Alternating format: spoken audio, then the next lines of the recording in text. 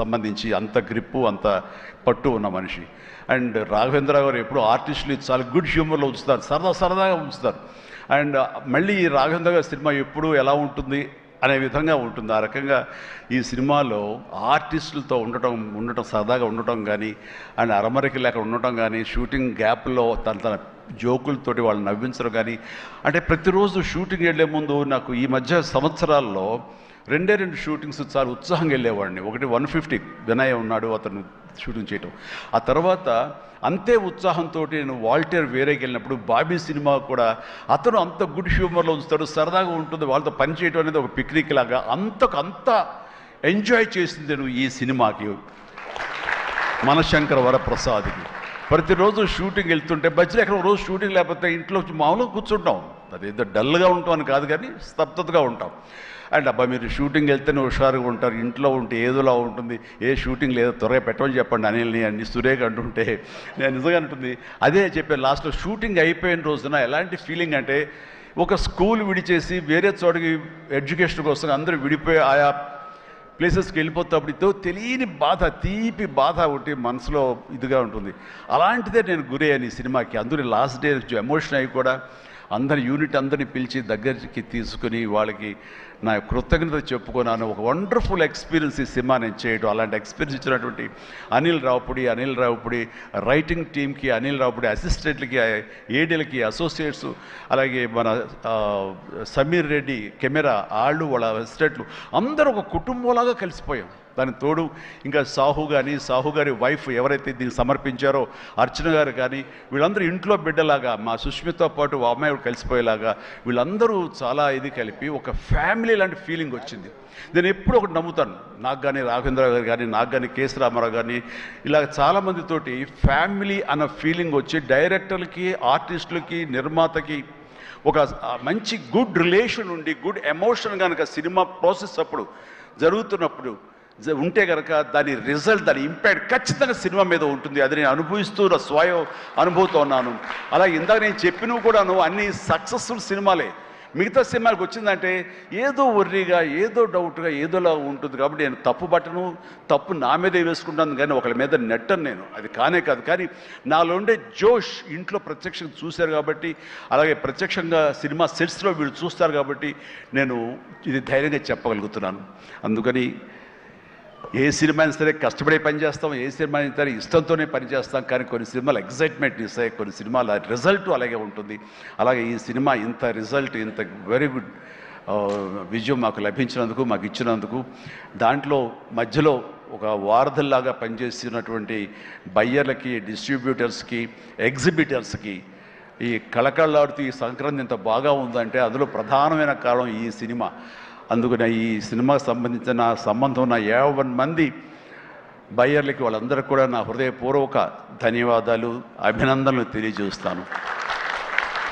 నేను pre release ఫంక్షన్లో కోరుకున్నాను అన్ని సినిమాలు బాగా ఆడాలి, అన్ని సినిమాలు కళకళలాడుతుండాలి, థియేటర్లకి జనం రావాలి అని అన్నందుకు నేను ఆ కోరిక మన్నించి ఏదో 1 సినిమా 6 సినిమా కొంచెం అటు ఇటుగా ఉన్నా సరే దాదాపుగా అన్ని సినిమాలు ఈ సంక్రాంతిలో ప్రజలు ఆదరించారు, వాళ్ళన్నిటికీ సక్సెస్ కలగజేశారు. అవన్నీ కూడా మంచి ఆయా రేంజుల్లో వాళ్ళకి, ఆ హీరోలకి, ఆ నిర్మాతలకి, ఆ ప్రొడ్యూసర్లకి, డైరెక్టర్లకి, వాళ్ళందరూ కూడా అలాగే సక్సెస్ దొరికేందుకు ఇది వెరీ గుడ్ సంక్రాంతి, జీవితంలో మర్చిపోలేని సంక్రాంతి. ముఖ్యంగా ఏంది వెంకీ సంక్రాంతి అంటే అదిరిపోద్ది సంక్రాంతి చూస్తావు అన్నట్లుగా అదే చూసాము, అదే అదిరిపోయింది సంక్రాంతి. Thank you. అండ్ ఇక ఈ సినిమాకు సంబంధించిన నా మిత్రుడు, నా సోదర సమానుడు, నా ఫ్యామిలీ ఫ్రెండ్, అన్ని రకాలుగా నా మంచి కోరుకునేవాడు, అతని శ్రేయోభిలాషిగా నేను. అలాంటి వెంకీ సినిమాలో ఉండాలని కోరుకున్నది నేను, అది కోరుకున్నందుకు ఉండేలా చేసినటువంటి అనిల్కి, ఆ తర్వాత 4-5 రోజులు 7-8 రోజులు ఎన్ని రోజులు కానీ ప్రతిరోజు నవ్వులు సెట్లో తమాషాలు అసలు ఎంత అంటే అంత కాదు. అండ్ యంగ్స్టర్స్ ఫీల్ అవుతారు, టీనేజ్ బాయ్స్ అలా ఫీల్ అయిపోయి ఇద్దరం. ఆహా ఓ యా ఇదే అల్లరి ఇదే రకంగా ఉంటుండేది. అందుకని ఆ సినిమాలో అప్పటిదాకా ఏముండదండి, చిరాగా ఉంటాడు. టేక్ అనగానే ఆ హుషారు ఎక్కడి నుంచి వస్తావు అంటే ఇలా అసలు అంతా ఇదే కాదు. అండ్ నా సాంగ్స్కి అతను డ్యాన్స్ చేయటం, అతని సాంగ్ నేను రిపీట్ చేయటం, ఇలాంటి కాన్సెప్ట్ పెట్టి ఇద్దరి మధ్య బ్యాలెన్స్ చేసి ఎవ్వరికి అసంతృప్తి లేకుండా చేసి well knitted film with 2 super stars, 2 big stars అని కలిసి తన తెలివితేటని ప్రదర్శించుకోవడం అనిల్ రియల్గానే. ఇతని డైరెక్షను, ఇతను కన్సీవ్ చేసినటువంటి ఆ సాంగ్, ఆ సీన్స్, ఇవన్నీ కూడాను, అది వెంకీ ఇంట్రో కానీ అవన్నీ చూస్తుంటే ఎంత ప్లాన్ చేశాడు, ఎంత బాగా ఆలోచించాడు అంటే అంత ఇంత కాదు. అండ్ అందుకని ఎంత పెద్ద యాక్టర్లతోనే సరే, ఎంత పెద్ద సినిమాని సరే హ్యాండిల్ చేసేంత కెపాసిటీ, క్యాపబిలిటీస్ ఉన్నటువంటి ఫ్యూచర్, మన Telugu industry future Anil Ravipudi. And Anil Ravipudi నాతో సినిమా మళ్ళీ చేస్తావా లేదా అది నీ ఇష్టం, అది అందుకనే కారు వచ్చేసింది ఇంకెందుకు అనుకోవచ్చు, నువ్వు పని అయిపోయిందని. లేకపోతే చెప్పు హెలికాప్టర్ ఇస్తావు, చెప్పు మళ్ళీ చేస్తానంటావు. కాబట్టి అది కాదు. కానీ నిజంగానే నాకైతే ఇమ్మీడియట్గా మరొక సక్సెస్, ఇంకో షూటింగ్ కావాలి, మరొక సినిమా కావాలి కాదు, కానీ ఈ సినిమా చేస్తున్నప్పుడు ఎక్స్పీరియన్స్ ఉంది, అది మాత్రం నిజంగా మళ్ళీ ఎంజాయ్ చేయాలని నేను కోరుకుంటున్నాను, వెంకీ లాంటి మనిషి కోరుకుంటున్నాడు. మరి ఎవరికి వస్తుందో ఛాన్స్, ఎలా వస్తుందో తెలియదు. ఇద్దరికి కలిపి వచ్చి ఫుల్ ఫెడ్డ్ సినిమాలు ఉంటే మాత్రం ఇద్దరిని చాలా చక్కగా బ్యాలెన్స్ చేయగలడు అన్న భరోసా, నమ్మకం ఇప్పుడు ఇండస్ట్రీకి, మాకు అందరికీ ఇచ్చేసాడు. కాబట్టి definitely it has to happen when he only knows, nobody knows. And ఇక సుష్మిత ముందు సాహు గురించి చెప్పాలి. వెరీ కంపోజ్డ్ పర్సన్, నవ్వే గగనం అన్నట్లుగా అసలు నవ్వటం కూడా ఉండదు. ఏ మనిషి సీరియస్ మనిషి ఏమో అనుకుంటాను. హాయ్ గుడ్ మార్నింగ్ సాహు అంటే సార్ అంతే, హలో అంతే తప్ప మళ్ళీ ఇంక రోజంతా ఏదో ఉంటుంది, మరీ ఏదో ఇంట్రెస్టింగ్ ఉంటుంది. అలాంటిది ఈ సినిమా ఫస్ట్ టైం రషెస్ చూసిన తర్వాత వచ్చి మాట్లాడాడు, తెగ మాట్లాడి కొట్టేస్తామండి, ఇంకా అసలు సినిమా మిగతా సినిమా చూడాల్సిన అవసరం లేదు, చాలా బాగుంది, థియేటర్లో చూసుకోవటమే అదిరిపోయింది అని అంటే అతను ఆ మాత్రం ఎక్స్ప్రెషన్ ఇవ్వటం అనేది చాలా పెద్ద విషయం అండి. అన్నాడంటే కనుక సినిమా అంత గ్రేట్ హిట్ అయిపోతుంది అని అన్నాడు. ఆ రోజే ఈ విజయం గురించి ముందుగా హింట్ ఇచ్చిన వ్యక్తి సాహు గారపాటి.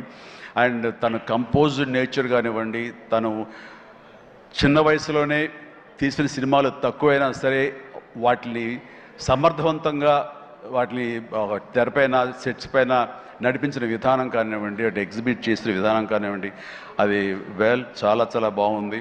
అండ్ ఆర్టిస్టులు అందరినీ కూడా చాలా బాగా చూసుకున్నాడు. ముఖ్యంగా వాళ్ళ వైఫ్ అర్చన కూడా ఒక ఫ్యామిలీలాగా కలిసిపోయింది అనమాట. And thank you so much. మళ్ళీ ఇంకోసారి కూడా చెప్పే అవకాశం ఇంకో స్టేజ్ మీద ఇస్తారు అనుకుంటున్నాను మీరంతా. Thank you so much. ఇక సుష్మిత విషయం నేను చెప్పాల్సి వస్తే, తను ఈ ఇండస్ట్రీలో తను రావాలి అని నిర్ణయించుకున్న తర్వాత ఫస్ట్ చెప్పింది రామ్ చరణ్కి, రా అని అక్క, నువ్వు డెఫినెట్లీ దిస్ గ్రేట్ ఇండస్ట్రీ, మనం ఇక్కడ అందరినీ మనం కనుక ఇక్కడ మనకి ఏం కావాలి, ఏ బ్రాంచ్లో మనం వెళ్ళాలి అని అంటే నాకు అదేమి లేదు. సినిమా ఇండస్ట్రీ నేను రాణించగలను అనేది నాకు ఐడియా లేదు. ఫస్ట్ ఆఫ్ ఆల్ ఏదో ఎంటర్ అవ్వాలి అంటే ఓ పని నా కాస్ట్యూమ్స్ అవి చూసుకోండి. రంగస్థలంలో తన కాస్ట్యూమ్స్ గురించి, రంగస్థలంలో కాస్ట్యూమ్స్ ఏమున్నాయి పాప, ఏముంటాయి అంటే ఏదోనా సరే లుంగి కానీ అది కానీ ఆ గెటప్ కోసం అని చెప్పి తను సుకుమార్ వాళ్ళందరి దీంట్లో డిజైన్ చేసుకుంటే చాలా రస్టిక్గా ఉండాలి, చాలా ఇదా ఉండాలి అంటారు. వాళ్ళు చెప్పిన మాట ఏంటంటే, ఒక చిరంజీవి గారు అమ్మాయి రామ్ చరణ్ సిస్టర్ అన్న ఫీలింగ్ లేకుండా గబుక్కుని ఏదో ఒక లుంగి కావాలంటే రాజమండ్రి ఆ ప్రాంతంలో కారు వేసుకుని తనే బయలుదేరి షాప్ తిరిగి డైరెక్టర్ కోరుకున్నటువంటి ఆ క్లాత్ కోసం తను తిరిగి చెమట కక్కుకుంటూ వచ్చి చేసింది అని చెప్పినప్పుడు నేను చాలా అంత కష్టపెడతా ఎవరు ఉంటారు కదా మా అసిస్టెంట్ అంటే నాకేం తెలియదు, మళ్ళీ వాడిని పంపిస్తే ఏం చేస్తారో ఏమో తెలియదు, నేనే వెళ్ళానంటూ అదంటే కష్టానికి నెరవక నాన్న నుంచి కానీ తర్వాత తమ్ముడి నుంచి కానీ ఈ ఇండస్ట్రీలో రాణించాలంటే కష్టం ఒక్కటే పరమావధి, కష్టం ఒక్కటే నిజమైనటువంటి ఆయుధం, ఆ ఊతం అని తెలుసుకున్న మనిషిగా నాకు చాలా ఆనందం వచ్చింది. తను ఏవైనా ఇండస్ట్రీలో చేయగలదు, సాధించగలదు నమ్మకం. ఫస్ట్ టైం ఆ రాజమండ్రి వీధుల్లో తను ఎవరో మర్చిపోయి ఒక కాస్ట్యూమర్ లాగా పరిగెత్తిందంటే that is the best thing. నేను దాన్ని మనస్ఫూర్తిగా హర్షిస్తున్నాను, వెల్కమ్ చేస్తున్నాను. ఆ తర్వాత నేను సినిమాలు చేసి ప్రొడ్యూసర్గా చేయాలనుకుంటున్నాను. నాకు ఇంట్రెస్ట్ కలుగుతుంది, ఇక్కడే సెటిల్ అవ్వాలనుకుంటే ఇది వండర్ఫుల్ ఇండస్ట్రీ అమ్మా. ఇక నువ్వు రాణించాలి అంటే కనుక ఖచ్చితంగా నీకు అవకాశం ఉంటుంది. ఇది ఒక దీనిలాగా ఎంతమంది వచ్చినా సరే అంతమందికి ప్లేస్ ఉంటుంది. అది ఎవరు రాణిస్తారు ఎవరు రాణించరు అనేది మన వ్యక్తిగత కష్టాన్ని బట్టి మన యొక్క గోల్స్ని బట్టి ఉంటాయి ఇక్కడ. కాబట్టి ఇంకొక విషయం, ఇండస్ట్రీ, ఈ పరిశ్రమ, సినీ పరిశ్రమ అనేది అద్దం లాంటిది. మనం ఎలా